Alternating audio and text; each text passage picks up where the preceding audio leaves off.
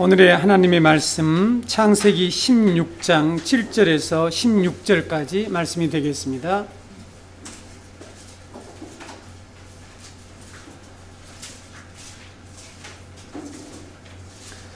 창세기 16장 7절에서 16절까지 말씀을 제가 여러분 앞에 낭독해 드리겠습니다.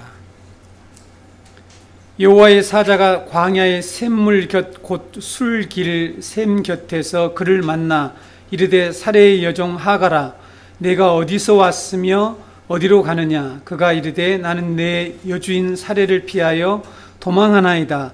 여호와의 사자가 그에게 이르되 내 여주인에게로 돌아가서 그 수하에 복종하라. 여호와의 사자가 또 그에게 이르되 내가 내 씨를 크게 번성하여 그 수가 많아 셀 수 없게 하리라. 여호와의 사자가 또 그에게 이르되 내가 임신하였은즉 아들을 낳으리니 그 이름을 이스마엘이라 하라. 이는 여호와께서 내 고통을 들으셨음이니라.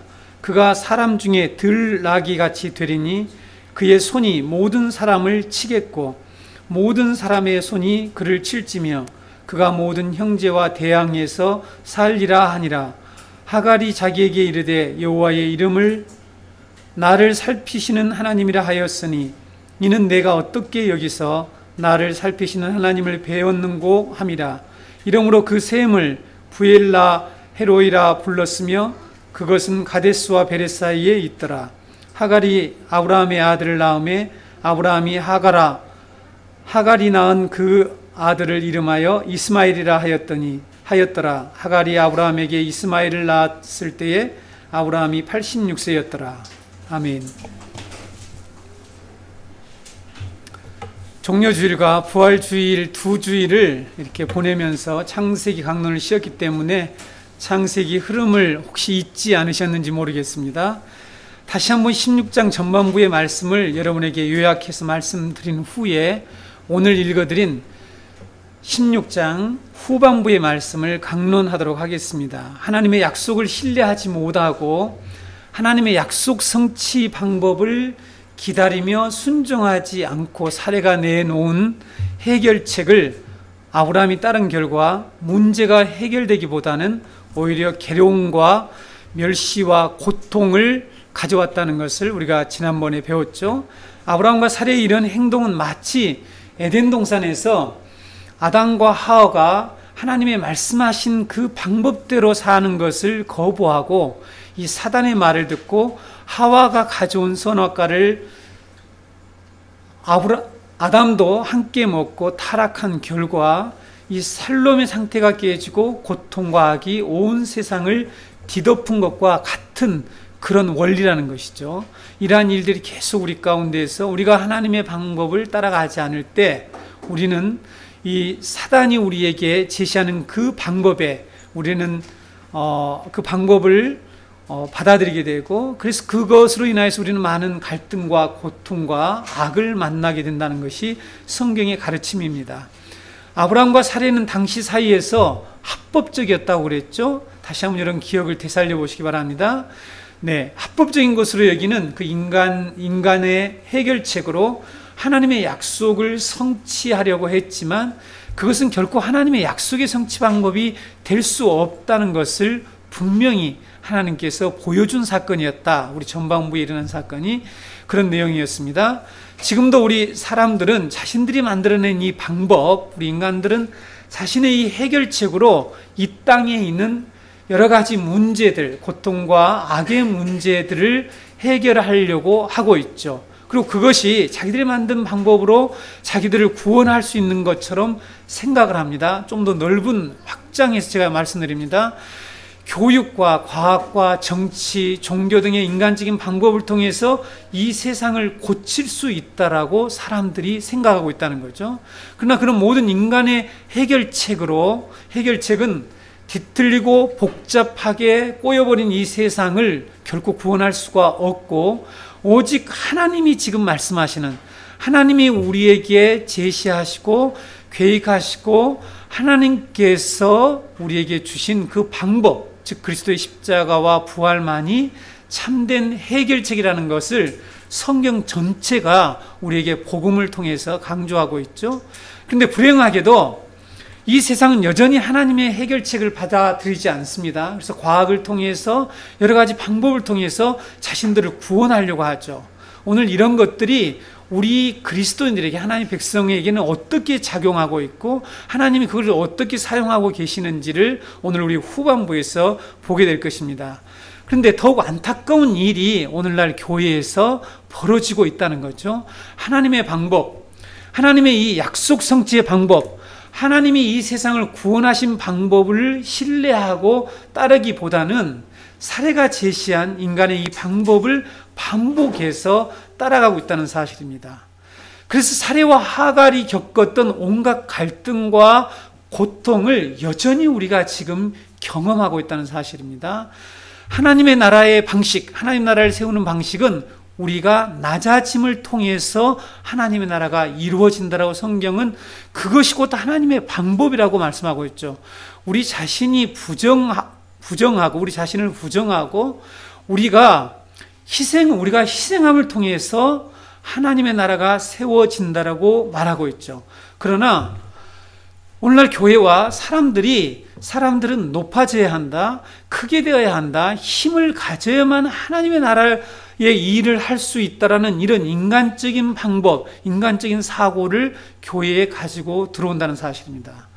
더 나아가서 더 심각한 것은 오직 그리스도만으로 사람을 구원할 수 있다라고 하나님께서는 말씀하고 있는데 사람들은 그리스도만으로 충분하지 않다라고 말하고 있다는 사실이죠.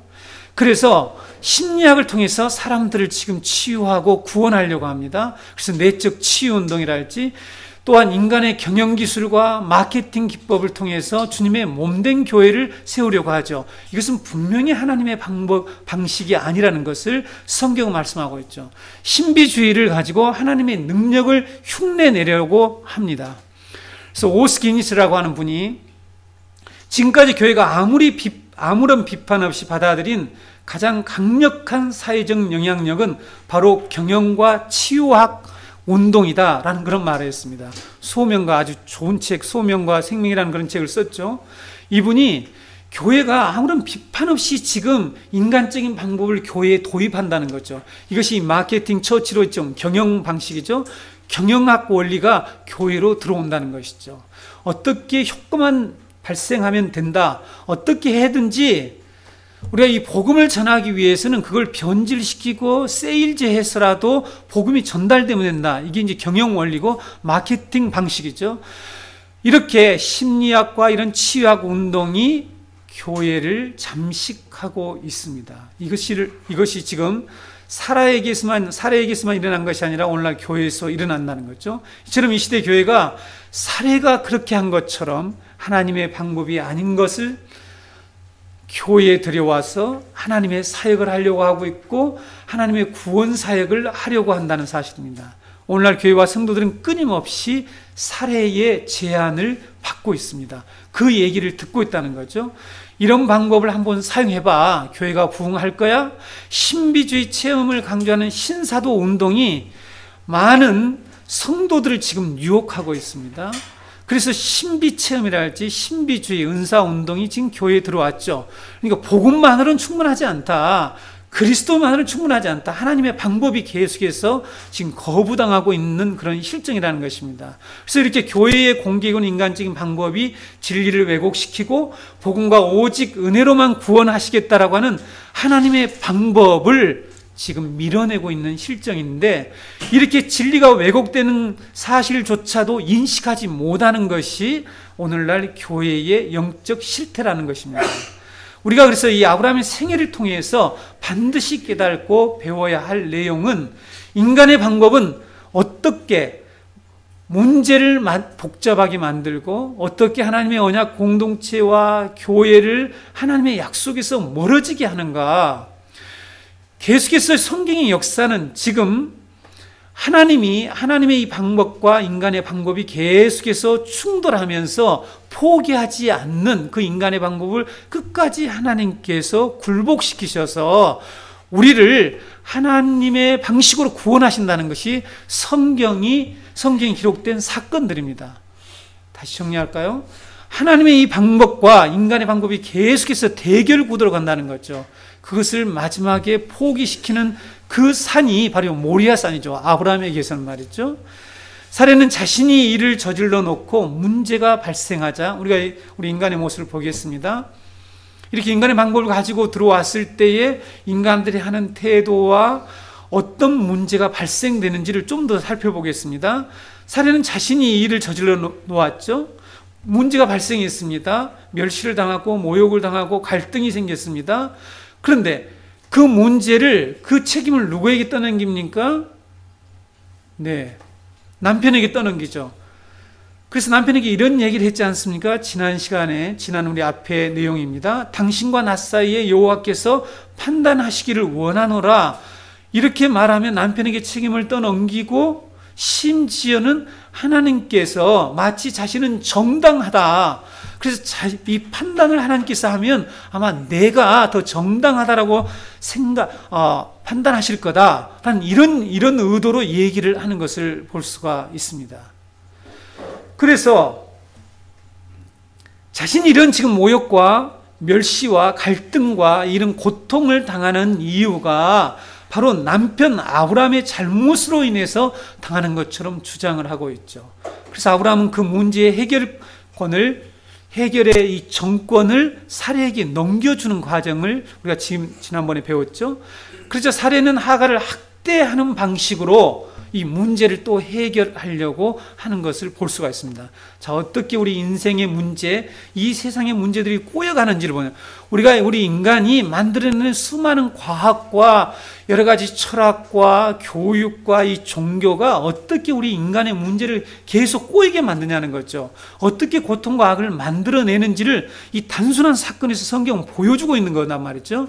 그래서 우리가 이 성경을 자세히 읽어보게 되면 사실은 이 역사와 우리 가운데 있는 모든 상황들을 성경적인 눈으로 보게 되어서 해석을 할 수가 있게 되는 거죠. 사례의 모습에서 타락한 인간의 속성이 여지없이 드러나는 것을 볼 수가 있습니다. 자신이 하나님의 길을 따르지 않는 것을 회개하기는커녕 타락한 인간은 자신의 잘못을 인정하지 않고 자신이 저지른 일까지 다른 사람에게 떠넘기죠. 더 나아가서 학대를 하게 됐죠. 고발을 합니다. 어떻게 해서라도 자신의 죄에서, 자신이 저지른 그 죄에서 빠져나가려고 하죠. 방식이 뭡니까? 합법적인 방식이 뭡니까? 변호사를 사는 거예요. 그래서 자신의 죄의 책임을 다른 사람에게 전가시키려고 하는 것이 우리 인간들의 모습이라는 사실입니다. 자, 인간들이 당시에 자식을 낳지 못했을 때에 함무라비 법전에 기록된 그 합법적인 법에 의해서 이렇게 자식을 낳으면 종을 데리고 와서 자식을 낳게 해서 상속자를 삼을 수 있다는 그 합법적인 법을 가지고 온 결과가 어떤 문제를 발생했느냐는 것이죠. 이걸 통해서 하나님께서 우리에게 무슨 말씀을 하시는지를 우리는 잘 들어야 합니다. 이 세상을 우리가 해석하고 이 문제를 해결하고 하나님의 이 방식이 궁극적으로 우리를 구원하구나, 이것을 성경이 지금 말씀하려고 하는데 이것을 우리가 잘못 이해하거나 교훈적인 방식으로 얘기하려고 하거나 하게 되면 우리는 성경을 또 왜곡시키는 아주 그런 오류를 범하게 됐죠. 우리가 날마다 매스컴을 통해서 봅니다. 듣습니다. 어떤 내용을 듣습니까? 명백히 자신의 죄가 드러났지만 사람들은 그것을 인정하지 않는다는 거죠. 많이 듣죠? 그래서 얼마나 많은 사람들이 이 고통과 번뇌와 좌절을 느끼며 사는지 모릅니다. 때로는 전혀 책임이 없는 사람이 죄를 뒤집어 쓰고 억울하게 감옥에 가서 살기도 하는 이런 이 타락한 세상에서 우리는 고통을 당한단 말이죠. 성경은 바로 이런 타락한 인간들의 모습을 적나라하게 보여주면서 무엇이 이런 악과 고통의 해결책인가를 말씀하고 있다는 거죠. 복음을 통해서 말입니다. 어떻게 해야 우리가 이런 악한 세상에서 구원을 받을 수 있는지, 그 구원의 길, 구원의 방법을 우리에게 말씀해 주고 있다는 거죠. 그런데도 어리석은 우리 사람들, 우리 인간들은 그렇게 고통을 당하면서 하나님이 말씀하시는 해결책을 받아들이지 않죠. 무지한 가운데 있기 때문이죠.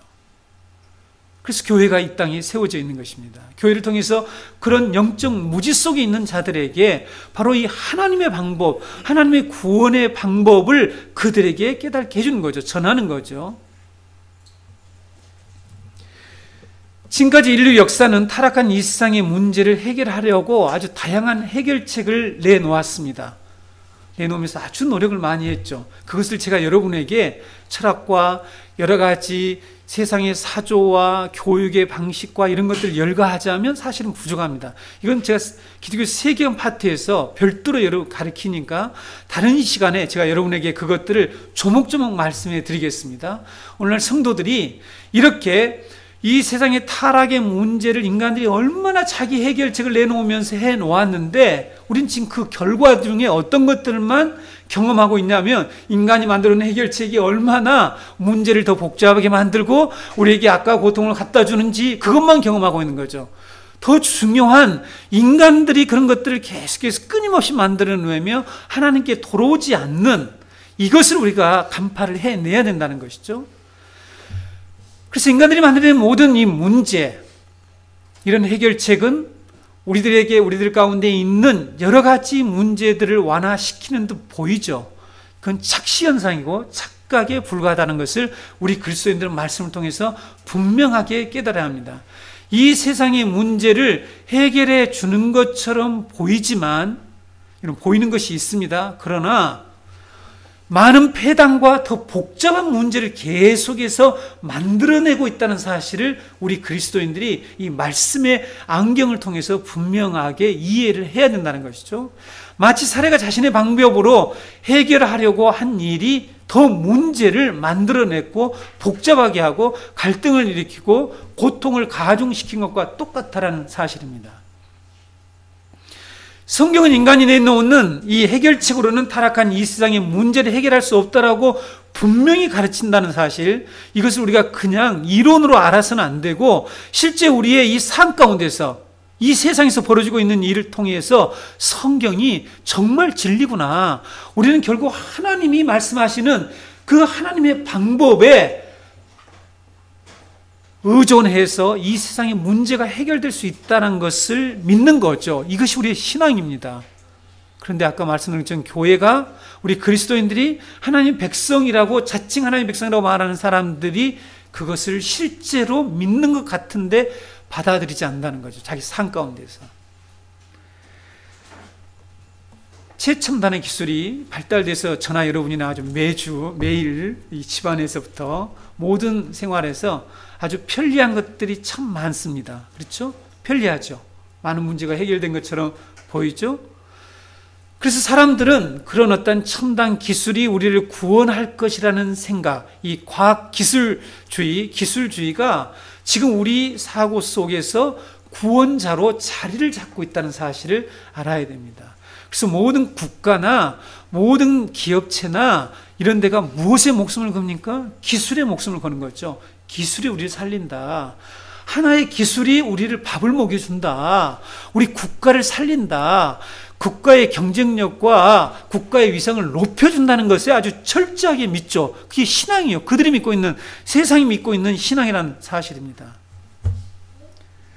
그러나 이 세상의 죄와 악을 그러한 기술이 결코 해결하지 못해서 우리는 그것에 아주 엄청난 고난을 겪게 되죠.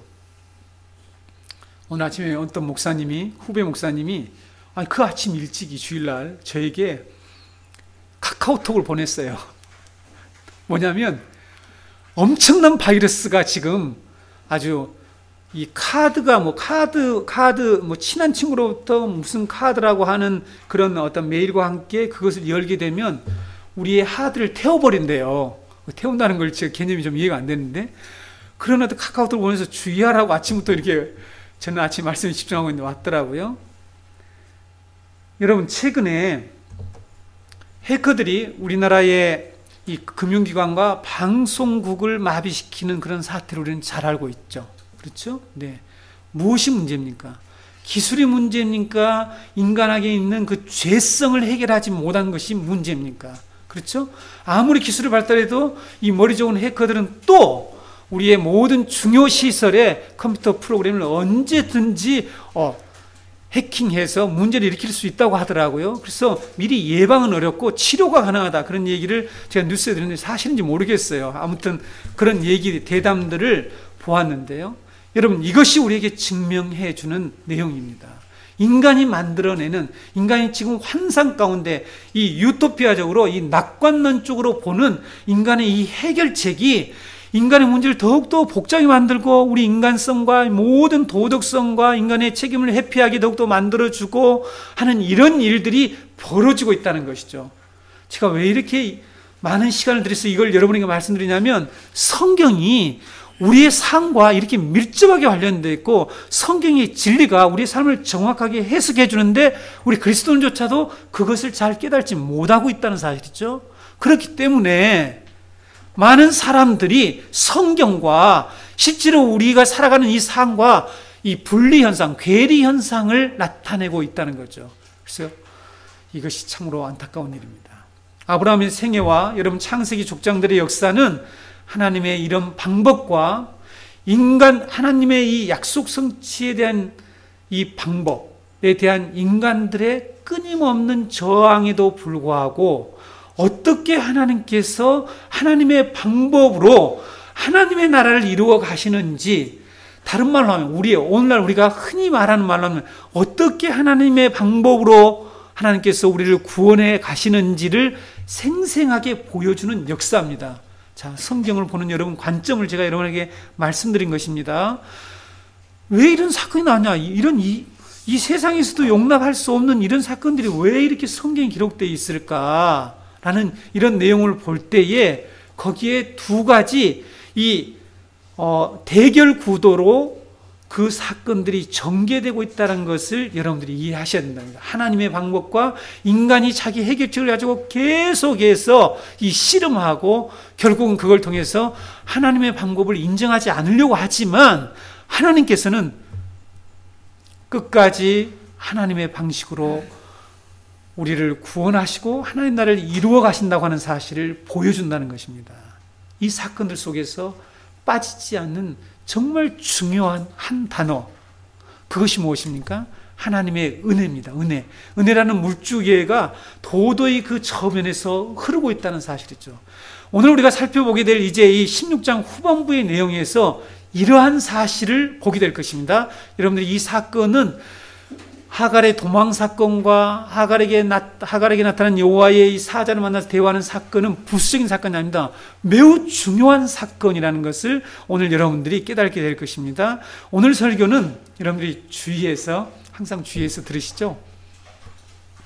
졸지 마시고 주의해서 듣지 않으면 좀 어려울 수가 있습니다. 교훈적인 설교에 익숙한 성도들과 성경을 잘 모르는, 성경을 많이 읽지 않은 젊은이들은 이해하기가 좀 어려울 수도 있죠. 그러나 여러분, 우리 교회 2학 나오셨으니까, 오늘 이 자리에 오셨으니까 성경을 좀 제대로 배운다라고 하는 그런 마음으로 주의해서 들어두세요. 일단 들어두시면 됩니다. 이해가 안 되더라도, 제가 한국말로 하잖아요. 지금 독일어나 영어로 지금 하지 않습니다. 한국말로 하니까 제가 항상 어렵다 하면은 내가 한국말로 했는데 제가 이런 말을 해요. 난 한국말로 했다. 내가 무슨 방언을 한 적이 없다. 러시아 말로 한 적이 없으니까 한국말을 그대로 따라 듣는 거죠. 그래서 여러분 잘 들어두면, 성경이 말하는 복음, 기독교가 그렇게 외치는 복음이 이런 것이구나 하는 걸 깨달을 수가 있어요. 여러분, 복음을 모르고 교회를 다니면 지겹습니다. 예배 시간이 지겨워요. 교회 나오는 것이 그냥 의무적일 수밖에 없어요. 부모님이 보내서 다닐 수가 있어요. 복음을 모르면요. 제가 이것을 염려해서 우리 다음 세대, 우리 자녀들에게 신앙을 그렇게 염려하는 거예요. 이제 억지로 다니지 말라. 부모의 체면에 의해서 교회를 다니는 그런 나이도 아니지 않느냐. 우리 현재나 이런 어린 아이들은 부모 따라서 교회를 어쩔 수 없이 다닌다라면 대학생이 되고 사춘기가 되어서 어른들의 말귀도 알아먹고 이제 사회 여러 가지 돌아가는 상황을 또 이해하고 판단하는 그 나이에 억지로 눈치를 보고 억압적인 그런 분위기에서 교회 다닐 필요가 없다. 저는 아주 단호하게 얘기합니다. 복음을 알고 다니라는 것이죠. 오늘 본문, 하갈이 도망가 여호와의 사자가 나타나서 하갈과 대한 사건은 이 스토리 자체가 메시지가 아니에요. 무슨 말인가 하면 이 스토리 자체가, 이 스토리잖아요. 사건이죠. 이 사건 자체가 메시지가 아닙니다. 이 이야기는 단순히 하나님이 어떤 분이신가를 알려주는 사건도 아니에요. 자, 잘 들으셔야 합니다. 어떤 사람들은 여기에서 이렇게 지금 고통을 받고 학대당해서 도망가는 이 하갈에게 여호와의 사자, 이게 단수가 썼기 때문에 하나님이 오셨다라고, 다른 데는 복수가 썼다. 그래서 여기에 나타난 이 신의 현현, 여호와의 사자가 나타난 사건에 대해서 하나님이 나타났냐, 하나님이 보내신 천사가 나타났냐 하고 여러 가지 학자들은 의견이 분분해요. 어찌됐든 사자가 왔든 뭐 하나님이 시키면 하나님을 만나게 되는 거지 않습니까? 그렇죠? 그래서 이런 학대받는 영혼에게 하나님이 위대한 상담가로 오셨다, 이런 교훈적인 해석을 하는데 제가 어떻게 생각했을 것 같아요? 제가 좀 웃었겠죠. 그게 아니다. 성경 그런 얘기 지금 하려고 하는 거예요. 이게 바로 이 심리학을 통해서 이 내적 치유, 이런 방식으로 성경을 풀어가면서 해석하려고 하는 사람들이 그런 해석들을 내놓는다는 것이죠. 여호와 하나님이 그런 분이라는 소개를 하기 위해서 이 사건이 지금 전개되고 있는 것이 아닙니다. 하나님이 어떻게 우리를 하나님의 방법인 오직 은혜로만 하나님의 나라를 상속받게 하시는가를 우리에게 말씀하고 있는 사건이라는 것입니다. 그리고 우리가 반복해서 하나님의 약속의 말씀에 순종하지 않지만 하나님은 끝까지 우리의 믿음을 붙들어 주시고, 하여간 깨우쳐 주시고 가르쳐 주시고 어떤 방식을 통해서든지 우리의 믿음을 계속해서 이끌어 주셔서 우리를 마침내 구원에 이르게 하신다는 그것을 보여주는 사건이라는 것입니다. 이해가 되죠? 한국말 다 잘 전달되셨죠? 네. 그래서 여러분 7절에서 12절을 보게 되면 언약의 하나님인 여호와가 도망하는 하갈을 찾아와서 어떻게 해야 되는지, 그리고 그가 낳게 될 아들의 미래에 대한 예언을 기록되어 있습니다. 7절 12절에 보게 되면 하갈이 살해 학대를 견디다 못해서 약 120km나 되는, 그러니까 한 10일 정도 걸어가야 된대요. 120km는 지금 헤브론 산지쯤에 아브라함이 있다라고 보는데, 헤브론 산지에서 약 120km나 되는 이 수르 광야입니다. 오늘 술길 옆이라고 하는 여기 술이 맥주가 아니고 수르라고 하는, 수르 광야가 똑같은 말이죠. 출애굽기 15장 22절에 수르 광야와 같은 말인데 여기서는 술, 저기서는 수르, 이렇게 번역을 해놓으니까 원문에는 똑같은 말인데, 자, 지금 어디를 향해서 가고 있는 것 같아요? 하갈이 애굽 출신이지 않습니까? 자기 고향으로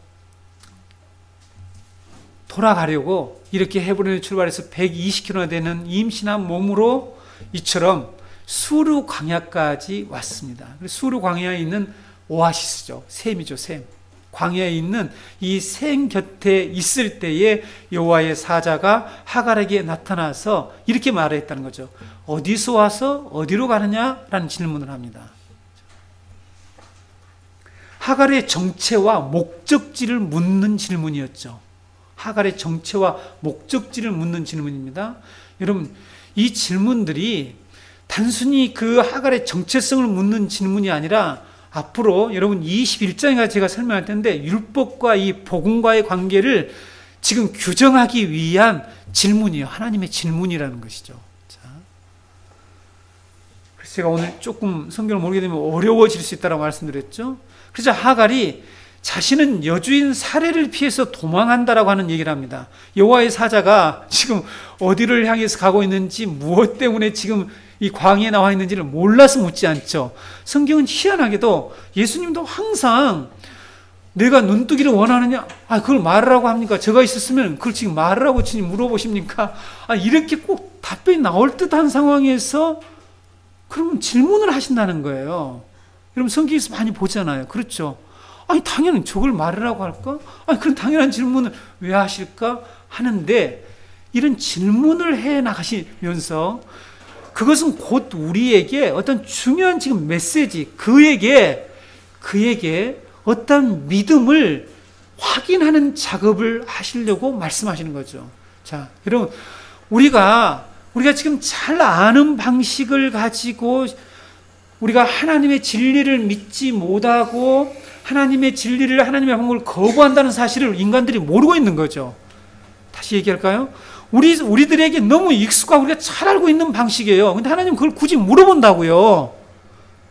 그러니까 그것이 옳다라고 생각하냐 이렇게 물어보는 건데 인간들은 이 질문을 뭐 하려고 할까? 나도 다 아는데. 이런 방식으로 반응을 한단 말이죠. 그래서 하나님께서는 지금 그들에게 너희들이 지금 궤도를 벗어났다. 너희들이 지금 하나님의 길에서 벗어났다. 이 얘기를 하려고 질문을 했는데 우리 인간들은 참 이상하네. 아니, 저것을 질문이라고 할까? 이런 방식으로 반응하기 쉽다라는 것을 지금 말씀드린 것입니다. 성경을 볼 때 좀 이해가 될 수 있겠어요? 성경을 읽으실 때 왜 예수님께서 하나님께서 이런 질문을 하시는지 여러분은 다시 한번 생각해 보셔야 합니다. 하나님이 아니 뻔히 아시는 분이고 아니 우리가 흔히 아는 것처럼 전지하시고 전능하신 분이라는 분이 무슨 그런 질문을 하냐는 거죠. 이건 질문할 필요가 없는 거죠. 너 어디서 와서 어디로 가? 내가 지금 내 상황을 몰랐어. 그럼 찾아오신 이유가 뭔데요? 왜 찾아오셨냐고요? 자,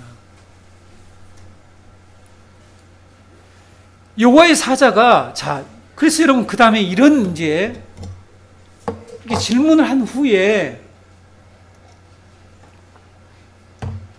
그 말을 들은 후에 나는 여주인 사례를 피해서 도망합니다. 이런 얘기를 하니까 그래? 여주인 사례에게 돌아가서 그 수하에 복종하라. 이런 명령을 내리셔요. 보세요. 확인을 하잖아요. 너 어디서 와서 어디로 가냐 해서 확인한 다음에 그걸 통해서 그가 정말 싫어하고 원하지 않고 하는 그것을 명령하시고 있잖아요. 그렇죠. 살해 학대를 견디지 못해서 도망하고 있는 하갈에게 다시 돌아가서 복종을 하라. 여러분, 이 말에 문자적인 의미를 안다라면 이 말이 얼마나 무정하고 가혹한 말인지를 깨달을 수가 있습니다. 살해에게 다시 돌아가서 복종하라는 이 복종하다라는 단어가 아나라고 하는 단어예요. 히브리어로 아나라고 하는 단어인데 이 단어가 6절에서 살해가 하갈을 학대하다 나오죠. 학대했다는 내용이 나오죠. 6절에서 이 단어하고 똑같은 단어예요.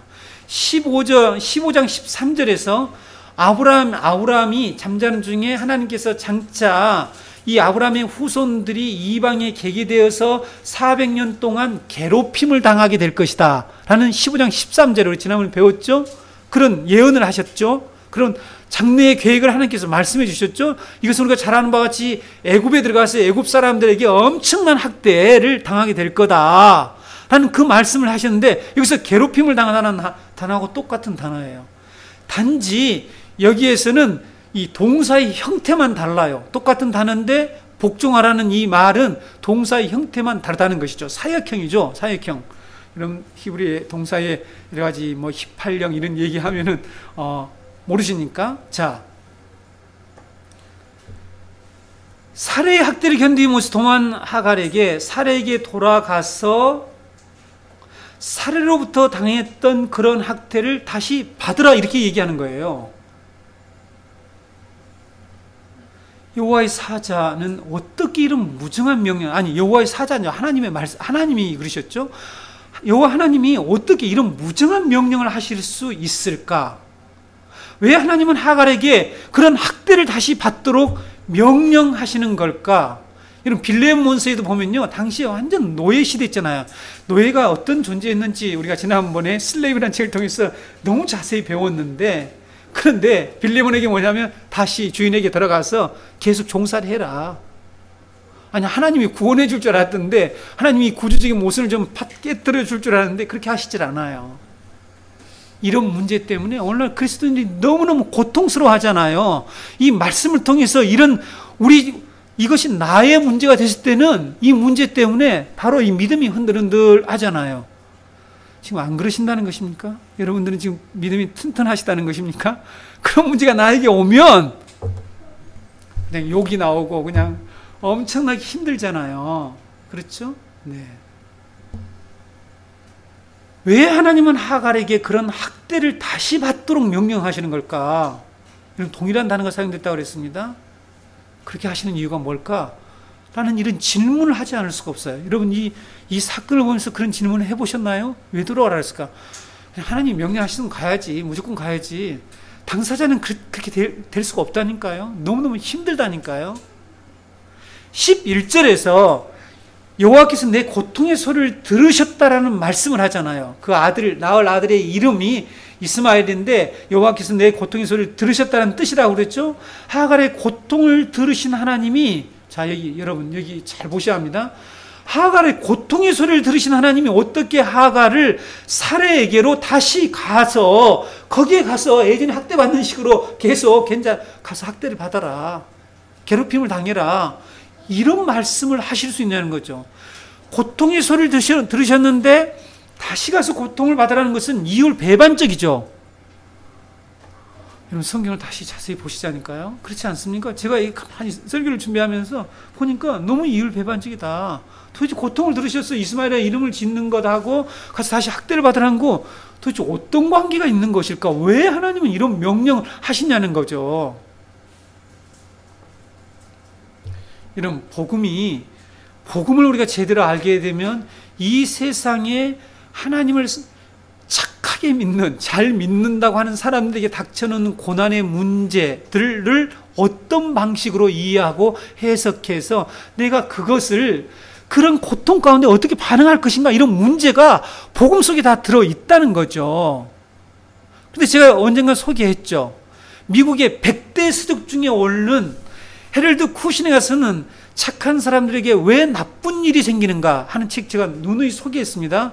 읽을 이렇게 능력이 안 되면 읽으면 안 됩니다. 왜 그러냐면 그 책은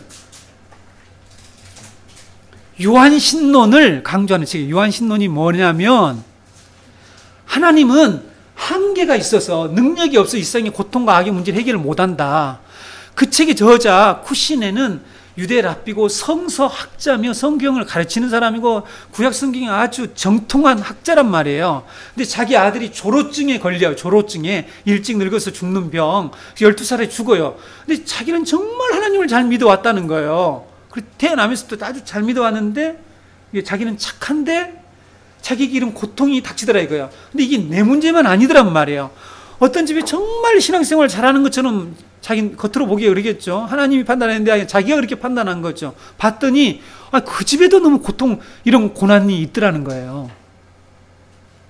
이 문제를 욥기서를 가지고 풀어가면서 결론이 뭐냐면 하나님은 이런 세상의 고통의 문제를 해결할 능력이 없다. 이게 결론. 이걸 유한신론이라고 그럽니다, 여러분. 신론 중에 무신론, 범신론, 다신론, 범죄신론, 많은 그런 신론이 있는데 이 유한신론을 믿는 사람들이 너무너무 많습니다. 크리스찬들 중에 너무 많아요. 성경을 공부하고 배운 사람들 중에 너무 많다는 사실입니다. 그래서 여러분 복음을 제대로 알지 못하면 교회 다녀도 이런 문제 앞에서 그대로 넘어지게 되는 거죠.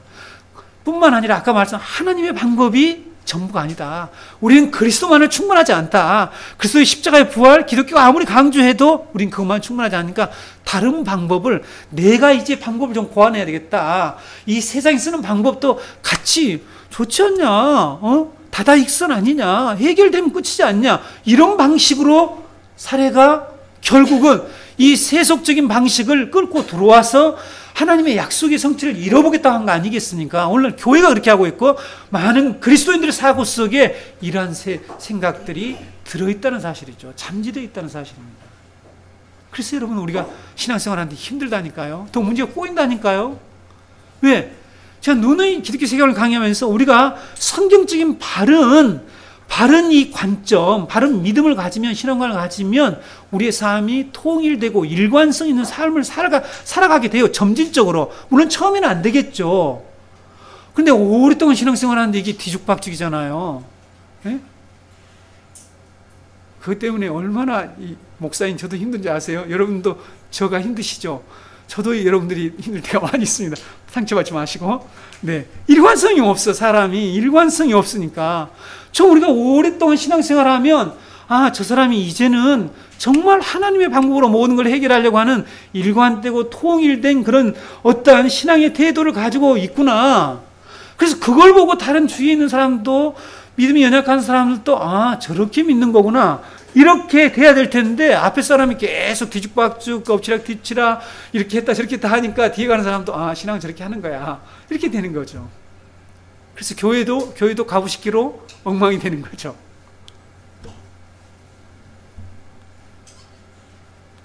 여러분 성경이 얼마나 하나님의 말씀, 성경에 기록된 사건이 논리적이고 합리적이라는 말을 제가 굳이 쓰는 이유는 지극히 논리적인 말씀이기 때문에 자세히 읽으면서 그 논리를 따라가야만이 그 말씀의 의미를 제대로 해석해낼 수가 있어요. 그렇죠? 제가 오늘 모순처럼 보인다고 그랬죠? 아니, 고통을 들으셨다면 어떻게 돌아가서 고통을 또 받으라 이렇게 얘기할 수 있을까? 무슨 의미가? 그래서 스토리가 메시지가 아니라 이 스토리는 하나의 배경일 뿐이에요. 스토리는 이 속에 그 사건이 가리키고 있는 중요한 메시지가 있단 말이죠. 그것을 우리가 깨닫는 거죠. 그래서 여러분, 자, 논리적으로 이 말씀을 풀어가 봅시다. 하나님께서 하갈의 고통을 소리를 들으셨다는 것은 논리적으로 보니까 하갈을 위한 것이 아니라는 것 결론이 나오는 거예요. 예. 하여간 저랑 설교 들으면서 논리학도 배워가면서 합시다. 산단농법도 배워가면서 이렇게 말씀을 들어봅시다. 그렇잖아요. 고통의 소리를 들었다. 근데 그 고통을 받으라 했다라면, 하갈을 위하여서 하나님이 하갈의 고통의 소리를 들었다는 의미가 아니구나. 다른 누군가를 위해서 다른 이유가 있구나 하는 이런 결론이 자동적으로 도출됩니까? 안 됩니까? 지금 이해가 안 된다는 것입니까? 된다는 것입니까? 아니, 목사님 말씀 그렇게 복잡하게 하면 우리가 어떻게 이해합니까? 이렇게 지금 생각하시는 것입니까? 네. 제가 우리 교회에 왔으면 성경을 제대로 배우자. 제가 이렇게 말씀드렸죠. 하나님께서 하갈의 호소를 들어주신 이유가 무엇일까? 고통을 들으셨다는 이유가 뭘까? 그리고 그 아들의 이름을 이스마엘이라고 지으라고 하신 이유가 무엇일까? 하갈 때문이었을까? 아니라는 것입니다. 누구 때문에 그의 고통의 소리를 들으셨을까요? 하나님의 언약 아래 있는 아브라함과 사레를 위해서 하갈의 고통의 소리를 들어주셨다는 사실이에요. 이해가 좀 됩니까? 하나님께서 하갈의 고통의 소리를 들으시고 그녀를 살피시는 이유는 이 종인 하갈을 위해서가 아니라 하나님의 약속을 성취할 아브라함과 사레를 위해서였죠. 다시 말하면 하나님의 언약을 이루기 위해서 그렇게 하셨다는 것입니다. 여러분, 이 사건의 발달은 분명히 하나님의 약속 성취 방법을 기다리지 못한 아브라함과 사레 때문에 일어난 사건이었죠. 그렇죠? 그렇게 출발된 것입니다. 그래서 문제의 원흉은 이들이에요. 근데 그들은 하나님의 언약 백성이라는 거예요. 그렇죠? 하나님 선택한 백성이라는 거죠. 그런 아브라함과 사레에게로 하갈을 다시 보내서 복종하게 하신 이유가 뭐냐는 거죠. 20장에 가면 이스마엘과 하갈은 결국 추방을 당하게 됩니다. 그렇죠? 추방을 당하게 되죠. 갈라디아 4장에서는 추방하라는 그 의미를 분명히 밝혀주고 있죠. 하나님께서 동의합니다. 그래, 아브라함이 너무 고민하는 거야. 이걸 쫓아내야 되나? 첩의 새끼도 내 새끼인데 하면서 고민을 하고 있으니까 아브라함아, 내 보내. 사라의 말 들어. 하나님께서 명령을 하십니다. 그래서 갈라디아 4장에서 그 의미를 사도 바울이 잘 설명을 해주고 있다는 거죠. 그런데 하나님께서 지금 여기에서는 사레에게로 하갈을 돌아가라고 말씀하고 있다는 거죠. 여기에 여러분, 여기에 바로 하나님의 언약 백성을 붙드시는 하나님의 은혜가 나타난다는 사실입니다. 하갈을 다시 사레에게로 돌아가게 하시는 것은 아브라함과 사레에게 하나님이 베푸시는 은혜가 무엇인지 이것을 그들에게 보여주려고, 가르쳐주려고, 깨우쳐 주기 위해서 하나님께서 그의 호소를 들으시고 그를 다시 아브라함에게로, 사레에게로 가게 하셨다는 것입니다. 자, 여러분 보실까요? 여호와의 사자가 하갈을 찾아와서 세 가지 내용을 계시해 주시잖아요. 그렇죠? 오늘 말씀에 첫 번째는 내 자손이 크게 번성할 것이라고 하는 그런 말씀을 계시해 주시죠. 두 번째는 아들을 낳는데 그 아들이 이스마엘이라 하나님이 들으신다라는 그런 이름을 지으라고 계시해 주십니다. 태어나게 되면. 그리고 마지막에 세 번째, 이스마엘이 장차 어떤 사람이 될 것인가, 그가 자기 형제를 어떻게 대할 것인가, 대항할 것인가, 앞으로 그런 투쟁 관계, 대적 관계의 장래에 이 이스마엘을 통해서 일어날 일에 대해서 예언, 계시해 주시죠. 그렇죠? 이 계시는 인간적인 방법을 동원한 결과가 어떤 것인가를 앞으로 역사 가운데서 계속해서 보게 될 것임을 말씀하고 있는 거예요. 그렇죠? 그러나 여러분, 여기에 이제 은혜가 있어요. 이 중요합니다. 하나님 백성들에게 은혜가 있다는 거죠. 아까 제가 여러분들 앞에서 말씀 잊지 말고 자세히 기억하세요. 우리 가운데 있는 이런 인간이 만들어낸 해결책이 만들어내는 고통과 악을 통해서 하나님이 어떻게 그걸 사용하시고 하나님 백성이 어떻게 그것을 사용하시는가 하는 것이 오늘 본문에 나왔다는 말씀입니다. 그런 인간의 실수의 역사를 통해서 하나님의 언약 백성은 하나님을 배우도록 하신다는 거예요. 하갈은 자신을 찾아와 계시를 주신 여호와 하나님을 엘로이라고 고백을 해요. 이 계시를 받은 다음에 엘로이, 이게 우리말에 어떻게 번역됐습니까? 나를 살피시는 하나님, 예전에는 나를 감찰하시는 하나님이라고 부르죠.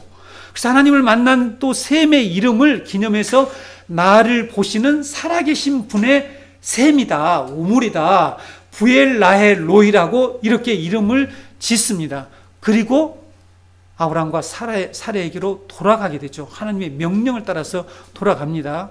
하갈이 사라에게로 다시 돌아갔을 때 자신이 받은 계시의 내용을 아브라함과 사라에게 다 전했을까요? 얘기를 하지 않았을까요? 지금 잘 모르시겠다는 지금 표정을 지금 지으시네. 그런데 15절, 16절을 보게 되면 증거가 있잖아요. 하갈이 아들을 낳으니까 아브라함이 그 아들의 이름을 이스마엘로 지어요. 전했다는 거죠. 다 내용을 전했습니다. 가서 내가 도망을 갔는데 여호와의 사자가 딱 나타나서 이런 계시를 나한테 해주시더라. 그리고 나보다 돌아가서 다시 학대를 더 받으라 그러더라. 이런 계시를 가서 얘기해주는. 여러분, 이런 내용을 하나님이 계시해 준 내용을 들었을 때에 아브라함과 사레가 어떤 마음이 들었겠냐는 거예요. 그렇죠? 어떤 마음이 들었겠어요? 아브라함과 사레는 하갈을 통해서 하나님이 들으신다 라는 것을 일단 깨닫게 되겠죠. 하나님이 들으신다. 이스마엘 이란 이름을 지어주면서 하나님이 들으셨다. 하갈의 고통을 들으셨다는 거죠. 나의 고통의 소리를 들으시고 하나님이 찾아오셔서 이런 얘기를 하시더라.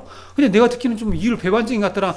제 같은 또 설교를 했을지 몰라요. 이상하잖아. 들으셨는데 나를 다시 가라 그러더라. 나는 이해가 안 됐지만 하나님 명령하신 게 왔다. 이런 얘기를 지금 해주시는 거예요. 그 얘기를 가만히 들어보면서 사레와 아브라함은 이해를 했을 거예요. 하갈의 고통의 소리를 듣고 이렇게 보내신 이유를 본인들이 깨닫겠죠. 그렇죠? 그들은 지금은 인간의 방법을 도입해서 이런 사건을 저질렀지만 그러나 그 하나님의 말씀에 반응을 하면서 계속해서 그 하나님의 이끌림을 받아서 믿음의 조상이 되어 가는 사람들이니까요. 그렇죠? 네. 하나님은 자신의 여정까지 살피시는 엘로이, 감찰하시는, 살피시는 하나님이라는 것을 듣게 되는 것이죠.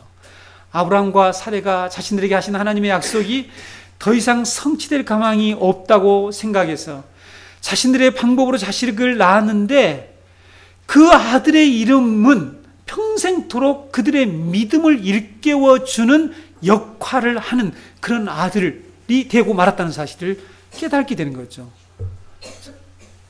여러분, 정리가 됩니까?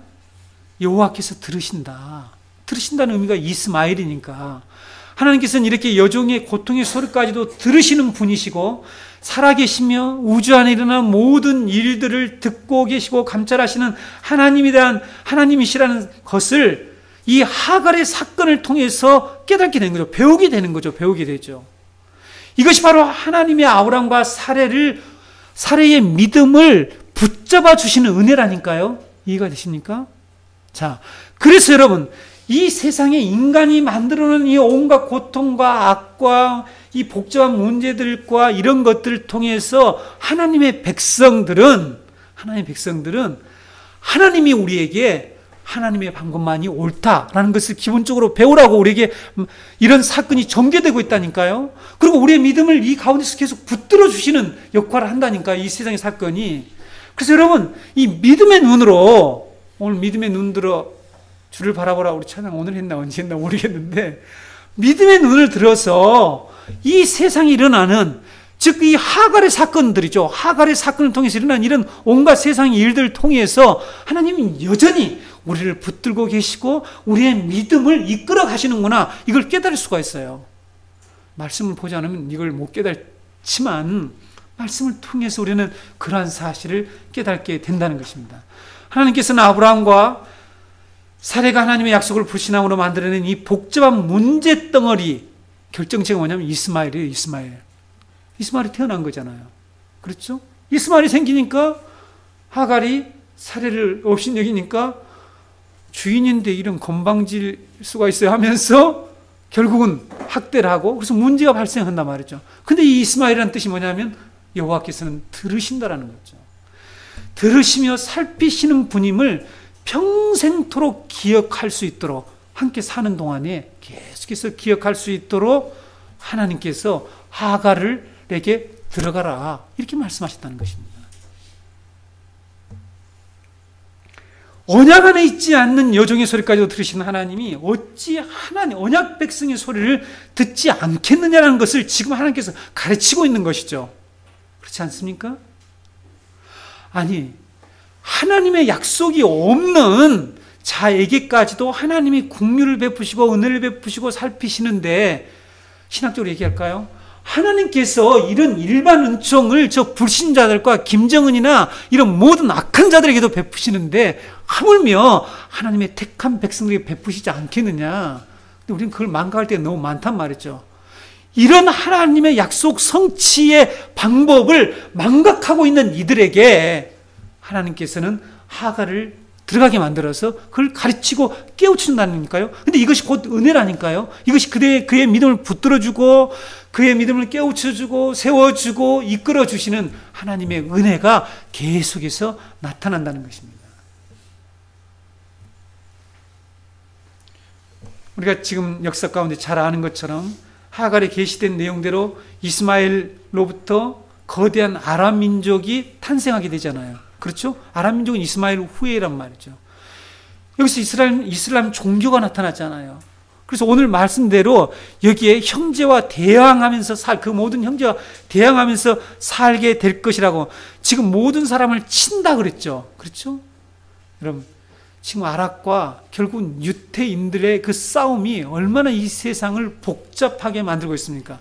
그리고 이슬람 종교가 결국은 이삭의 종교, 그렇죠? 우리 기독교, 이 복음의 종교를 얼마나 대항하고 투쟁 관계에 이렇게 있느냐 하는 것입니다. 이 연대로 되는 거죠. 아브라함의 불신과 실수가 만들어 놓은 역사적인 사건입니다. 우리는 이것을 보고 있는 것이죠. 이걸 보면서 하나님은 끊임없이 우리의 믿음을 붙들어 주신다는 사실을 알으라고 이 말씀을 주셨다니까요. 알아야 된다는 거죠.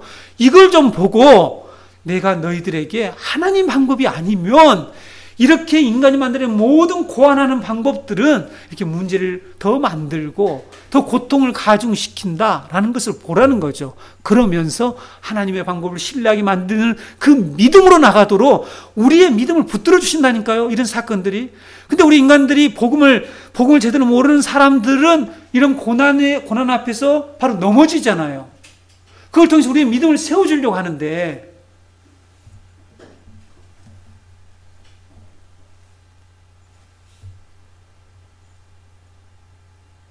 아브라함 불신하면서, 아브라함과 사례는 불신하면서 하갈의 사건을 만들어냈지만, 하나님은 그런 아브라함과 사례의 믿음을 다시 세워주실 방안을 마련하신 사건이 광야로 집으로 돌아가 버리려고 하는 그 하갈을 찾아가서 다시 돌아가서 똑같은 고난을 당하지만 다시 돌아가라, 이렇게 말씀하셨다는 사실입니다. 누구를 위해서 그의 고통의 소리를 들었냐는 거죠.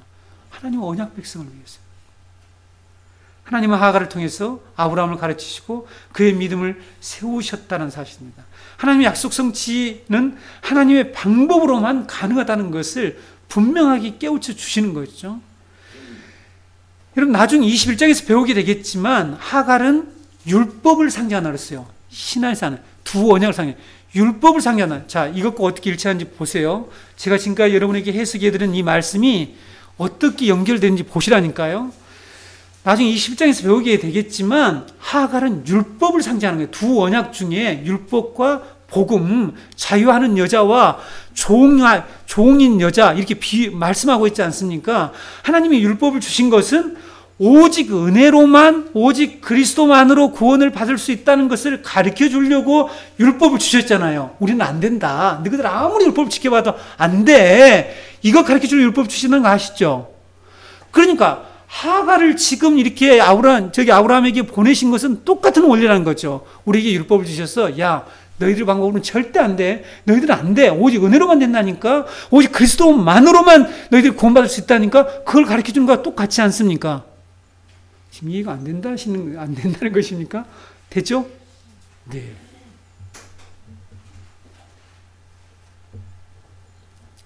지금 그것을 말씀하고 있는 사건입니다. 오직 은혜로 하나님의 방법으로만 우리는 구원받을 수 있다. 율법으로는 안 된다. 우리 인간이 고안하는 방법, 인간이 제시하는 해결책은 문제만 더 복잡하게 만들어낼 뿐이다.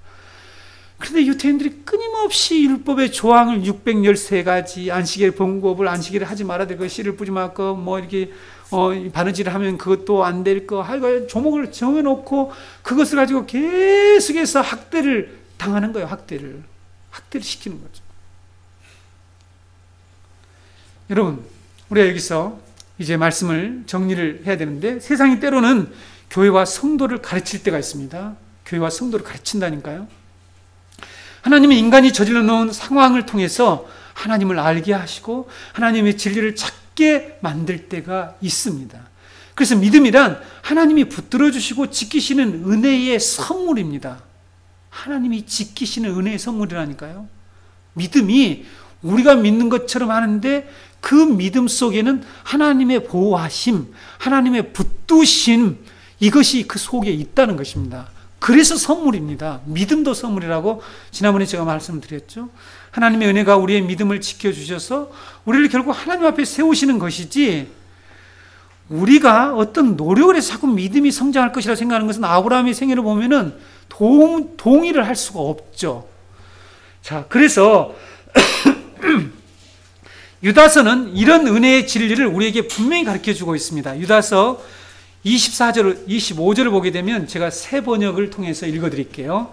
유다서 24, 한 장분이니까 24, 25절에 보게 되면, 여러분을 넘어지지 않게 지켜주시고 여러분을 흠이 없는 사람으로 자기의 영광 앞에 기쁘게 나서게 하실 능력을 가지신 분, 곧 우리의 구주이시며 오직 한 분이신 하나님께 영광과 위엄과 주권과 권세가 우리 주 예수 그리스도로 말미암아 영원 전에와 이제와 영원까지 있기를 빕니다. 이렇게 말씀하고 있죠.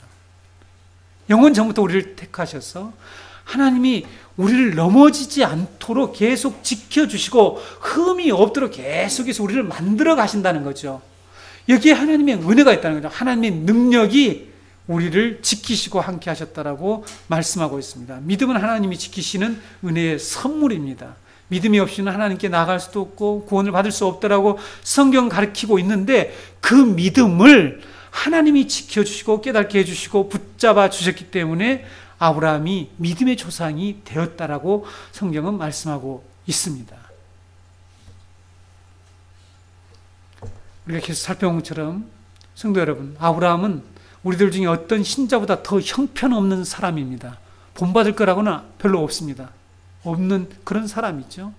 자신 안에 계속 팔아먹고 속여먹고 엘리에셀을 하나님 약속 못 믿고 자기 종을 상속자로 세우면 안 되느냐 하고, 심지어는 내가 열국의 아버지, 내 아내가 열국의 어미가 되게 해주겠다니까 하나님 웃었어요. 웃어. 그리고 또 네 웃었지. 그러니까 저 안 웃었는데요. 또 거짓말까지 또 하네. 인간은 꼭 또 믿음이 없다는 믿음이 있는 척 하잖아요. 네 웃었지. 나 안 웃었는데요. 이렇게 얘기하는 것은 네 믿음이 없으니까 난 그래도 믿음이 있어요. 이렇게 얘기를 하는 것하고 똑같은 원리입니다. 우리들이 그렇게 하고 있죠.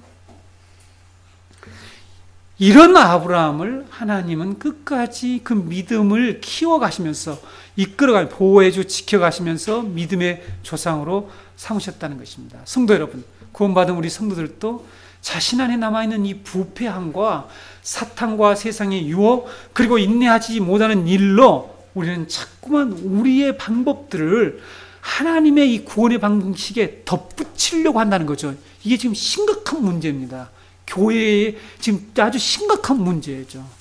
그러나 하나님이 선택하신 자들은 반드시 구원에 이르게 합니다. 이런 상황 속에서, 그렇죠? 우리는 이렇게 실수를 한단 말이에요. 이런 일을 해요. 교회, 글쎄 여러분, 우리 젊은이들 여기 있죠? 교회 부조리 보고 나 신앙생활 안 한다. 기독교 진짜 더 이상 안 믿겠다. 이렇게 하면서 박찰 일이 아닙니다. 아니에요. 하나님이 여러분 이렇게 썩어 빠진 교회들이 많고 이럴지라도, 썩어 빠진 지도자들이 많을지라도 하나님은 그 가운데에서 반드시 언약 백성들을 구원해 나가신다는 거죠. 이것이 우리에게 소망이에요. 이게 없으면요, 저도 신앙생활 하고 싶지 않아요. 제가 모교에서, 지난번에 모교에서 나오면서 내 정말 복음을 몰랐다면 나 예수 믿고 싶지 않다. 이런 제가 욕 많이 했네요. 여기서 욕하면은 목사님 참 지저분하다 할까봐 안 하는데 제가 욕 정말 많이 했습니다. 이야, 한국교회 심각하구나. 대형교회들 정말 심각하구나. 이러면서 제가 나왔습니다. 소망이 없더라고요. 이야, 이렇구나. 이걸 내가 몰랐구나. 우리가 실수하고 범죄함으로 만들어놓은 역사까지도 하나님은 들으시는 하나님이시며 들으신단 말이죠. 그리고 엘로이, 살피시는 하나님이심을 증거해 준다니까요. 그것이 오히려 증거를 해줘요. 그런 상황이 우리에게 증거를 해준다는 것입니다. 그것을 가서 얘기해줘라. 하가라, 가서 그거 얘기해줘. 율법아, 가서 너 얘기해줘. 너희들이 왜 그렇고 있는지. 율법이 우리에게 가르치는 게 뭐예요? 우리들이 하나님 앞에 설 수 없다. 그래서 우리의 믿음은 오직 예수 그리스도만을 붙잡도록 해주는 거 아니냐? 그것이 몽학 선생 아닙니까? 율법 몽학 선생같이 우리를 그리스도에게로 인도한다고 그랬잖아요. 지금 그 역할을 하고 있는 것입니다.